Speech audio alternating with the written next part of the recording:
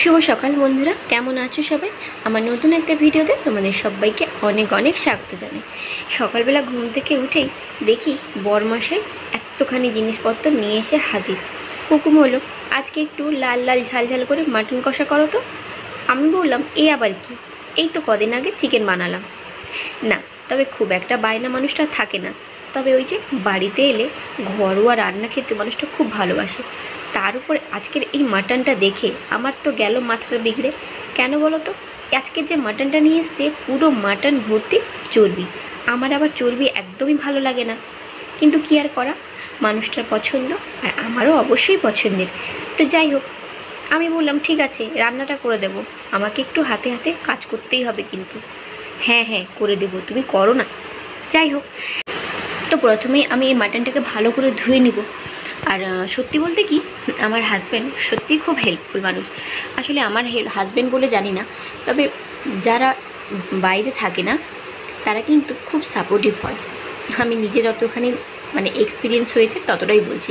বিশেষ করে আমার হাজব্যান্ডের ক্ষেত্রে বলি, যখন বাড়িতে থাকে না, ও ওর কাজের জায়গায় থাকে তখন আলাদা ব্যাপারে, কিন্তু যখন বাড়িতে আসে সত্যি খুব সাপোর্ট করে। প্রত্যেকটা কাজে বলতে গেলে আমাকে হেল্প করে। এই যে এখন মাটন নিয়ে এসে ধরিয়ে দিয়েছে, আর ওদিকে কিন্তু ছেলে মেয়েকে নিয়েও ব্যস্ত আছে যাতে আমাকে ডিস্টার্ব না করে। এমনিতে ও নর্মালি ঘরের টুকটাক কাজ তো করেই দেয়। তো যাই হোক, আজকে আমি একটু অন্য রকমভাবেই মাটনটা রান্না করব। আমি বেসিক্যালি রান্নাটা করি মাটনটাকে প্রথমে কষিয়ে নিয়ে, তবে আজকে একটু রান্না করব আগে থেকে সেদ্ধ করে নিয়ে। জানি না কেমন হবে, তো তোমরা পুরো ভিডিওটা দেখতে থাকো। আশা করি তোমাদের ভিডিওটা ভালো লাগবে। আর এই রকম করে মাটন কষা কারা কারা রান্না করো বা খেতে পছন্দ করো আমাকে অবশ্যই কমেন্ট করে জানিও। তো চলো পুরো ভিডিওটা দেখতে থাকো। দেখো, বরাবরই আমার কিছু না জিনিস নিয়ে এক্সপেরিমেন্ট করতে ভালো লাগে, তবে কিছু কিছু জিনিস থাকে বুঝি যে এক্সপেরিমেন্ট করা উচিত নয়, কিন্তু কি করব, ওই যে ভিডিও দেখে লোভ সামলাতে পারি না, তাই এক্সপেরিমেন্টটা করেই ফেলি। তবে এবারেও আমি করেছিলাম কীরকম বলো তো? এই যে প্রেশার কুকারে প্রথমে মাটনটাকে সেদ্ধ করে নিচ্ছিলাম। মাটনটাকে সেদ্ধ করছিলাম নুন হলুদ আর একটু হালকা তেজপাতা দিয়ে। জাস্ট প্রথমবার খুবই ভয় লাগছিল। একবার মনে হচ্ছিল না না, যেমন আমি নর্মাল রান্না করি আর ও সবচেয়ে বেশি ভালোবাসে ওই রকমভাবেই করি। তো যাই হোক, ওদিকে দেখো সেদ্ধটা বসিয়ে দিয়েছি দুগ্গা দুগ্গা বলে, আর ওদিকে আমার ভাতটা অলরেডি হয়ে গেছে। তো এবার আমি মাটনটা জাস্ট একটা সিটি কি দুটো সিটি দিয়েছিলাম, তারপর আমি এদিকে চলে এসেছিলাম মাটনটা কষাতে। তো তোমরা দেখতে থাকো ভিডিওটা। তো তোমাদের এখানে রান্না করতে করতে একটা কথা শেয়ার করি। এই ভিডিওটা কিন্তু বেশ অনেক দিন আগেকার, তখন আমার হাজব্যান্ড আমাদের ছুটিতে এসেছিলেন বাড়িতে। এখন অবশ্য তোমাদের যখন ভিডিওটা শেয়ার করছি ও ওর কাজের জায়গায় চলে গেছে। আসলে ও যখন বাড়িতে আসে না তখন কোনো কিছুই আমি করে উঠতে পারি না। ব্যাপারটা হচ্ছে, ও যখন বাড়িতে আসে তখন ও চায়, বা আমরা প্রত্যেকজনকে সময় দেওয়ার চেষ্টা করি, কারণ বছরের বেশিরভাগ সময়টা ও ওর ডিউটিতে থাকে, আমাদেরকে সময় দিতে পারে না, বা আমরাও ওকে সময় দিতে পারি না। তাই চেষ্টা করি যখন সবাই একসঙ্গে থাকি তখন আমরা চারজনকে সময় দেওয়ার জন্য। তাই অন্য কিছুতে মন দেওয়া হয়ে ওঠে না। তো কোনো রকমে ভিডিওগুলো তৈরি করে রেখে দিই, আর ভয়েস বা এডিটিং পরে করি। তো একটু অ্যাডজাস্ট করে আজকের ভিডিওগুলো দেখে নিই। আর দেখো, এদিকে আমার রান্নাটা অলরেডি শুরু হয়ে গেছে। তো তোমরা দেখতে থাকো, আশা করি বুঝতে পারবে। আর তোমাদের কাছে একটা রিকোয়েস্ট থাকবে, যদি এই ভিডিওটা ভালো লাগে তাহলে প্লিজ আমার চ্যানেলটাকে সাবস্ক্রাইব করে পাশে থাকা বেল আইকনটা অবশ্যই প্রেস করে দিও, তাতে নতুন কোনো ভিডিও যখনই কোনো আপডেট দেব তখন তোমাদের কাছে সঙ্গে সঙ্গে নোটিফিকেশান চলে যায়। আর হ্যাঁ, এই ভিডিওটা যদি ভালো লাগে তাহলে অবশ্যই লাইক আর একটা মিষ্টি কমেন্ট করতে ভুলো না কিন্তু।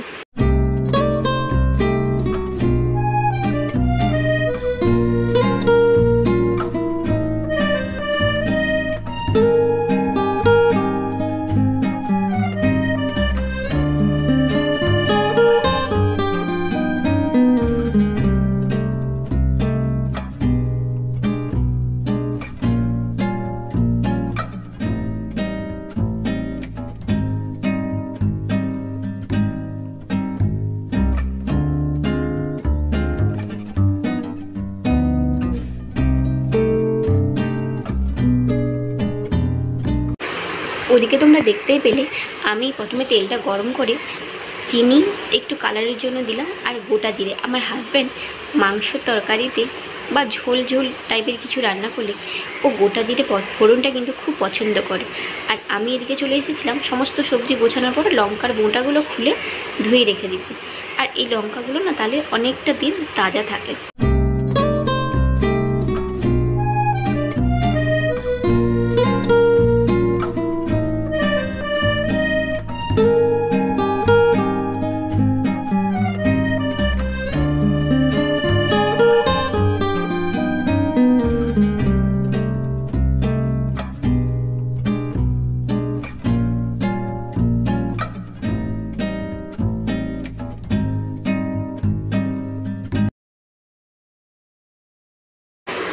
চলো এই রান্না হতে হতে আজ তোমাদেরকে কিছু কথা শেয়ার করি।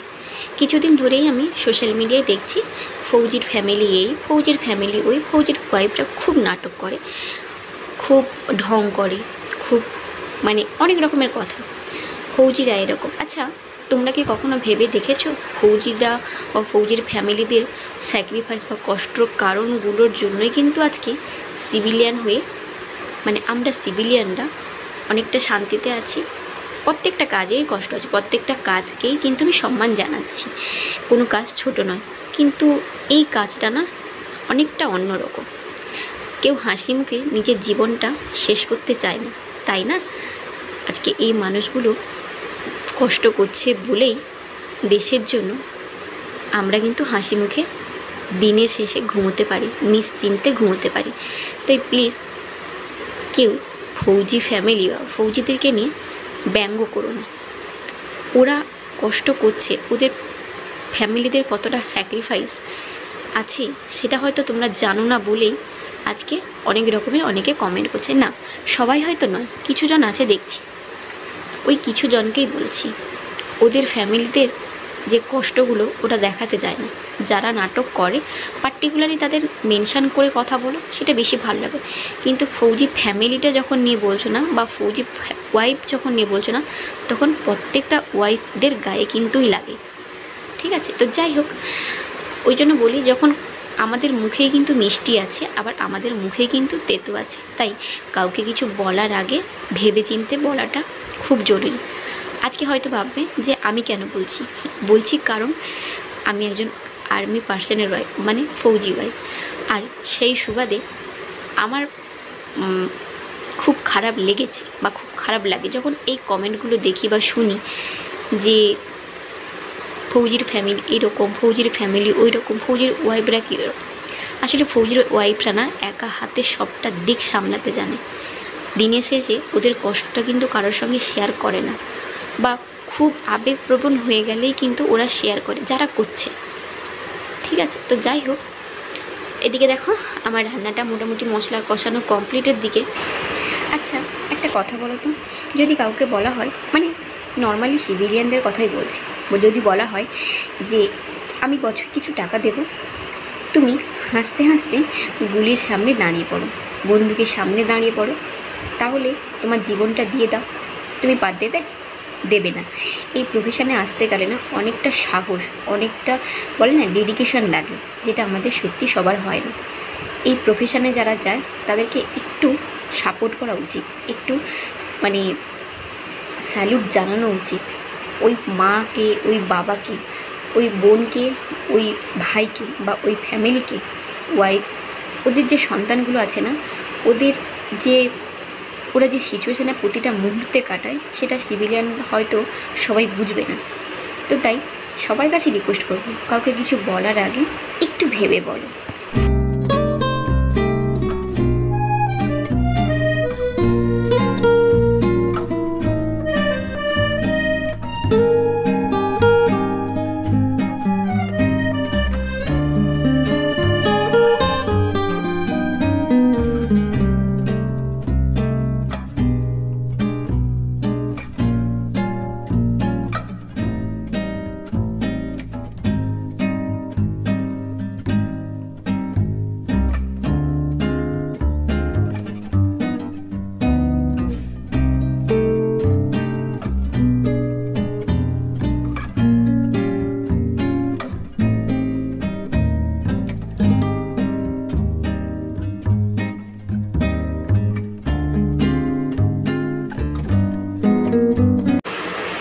দেখো আমার ভালো করে মশলাটা কষানো হয়ে গেছে, তারপর ওই সিদ্ধ করা মাটনটা দিয়ে দিয়েছি।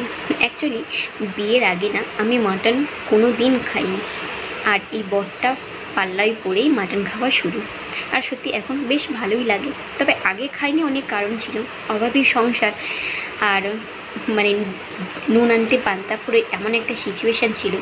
তো ওখান থেকে বিলং করে মাংস জিনিসটা না মানেই হচ্ছে আমাদের কাছে স্বপ্ন। তো সেখানে মানে মাটন চিকেনই পেতাম না, মাটন তো ভুলেই যাও। তো যাই হোক, পুরনো কথা পুরনোই থাক।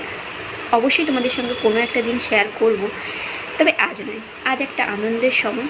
আমি চাই প্রত্যেকটা মুহূর্ত না, মানে যখন আমার হাজব্যান্ড আমার কাছে থাকে, প্রত্যেকটা মুহূর্ত খুব আনন্দের সঙ্গে কাটাতে। এই জিনিসগুলোই আবার ও মানে কাজের জায়গায় চলে যাওয়ার পরে ফিরে আসা অবধি এই জিনিসগুলোই আমাদের মনের মধ্যে গেঁথে থাকে, ওইগুলোই ভাবতে ভাবতে আবার দিন কেটে যায়। তো যাই হোক, আমার রান্না মোটামুটি, এ দেখো মাংসটা যেহেতু প্রথমেই হালকা সেদ্ধ করে দিয়েছিলাম, তাই একদম আলু পেঁপে দিয়ে ভালো করে কষিয়ে নেব। আচ্ছা, এখানে জিজ্ঞাসা করি তোমাদের, পেঁপে দিয়ে কার রান্না খেতে ভালো লাগে? আমার কিন্তু চিকেনে বলো বা মাটনে বলো, পেঁপে দিতে কিন্তু খুব ভালো লাগে, আর পেঁপেটা আমার খুব ভালো লাগে। আমার শাশুড়ি মারও কিন্তু তাই। বাকি শ্বশুরবাড়ি আবার সব বাকি মেম্বাররা কিন্তু খুব একটা পছন্দ করে না মাংসতে পেঁপে দেওয়া, তবে আমার শাশুড়ি বৌমা খুব ভালোবাসি পেঁপে দিয়ে মাংস খেতে। তবে একটা কথা জানো তো, বিয়ের পর মেয়েদের জীবনটা কেমন পাল্টে যায় না? বিয়ের আগে যেগুলো করোনি বা যেগুলো খাওনি, বিয়ের পর কিন্তু আমরা অনায়াসে সেগুলোই খেতে পছন্দ করি, তাই না? তো এদিকে দেখো আমার ভালো করে মাংসটা কষানো হয়ে গেছে। এরপর আমি ওই যে মাটন সেদ্ধ করা জলটা ছিল ওইটাই দিয়ে দেবো, আলাদা করে কোনো জল দেবো না। আর তারপর গরম মশলা দিয়ে নামিয়ে নেব। তো আজকের ভিডিওটা এখানেই শেষ করলাম বন্ধুরা। কেমন লাগলো আমাকে অবশ্যই কমেন্ট করে জানিও। যদি ভিডিওটা ভালো লাগে তাহলে অবশ্যই একটা লাইক করো আর একটা মিষ্টি কমেন্ট করো। দেখা হবে তোমাদের সঙ্গে অন্য কোনো ভিডিওতে। ততক্ষণ সবাই খুব ভালো থেকো, সুস্থ থেকো, টাটা।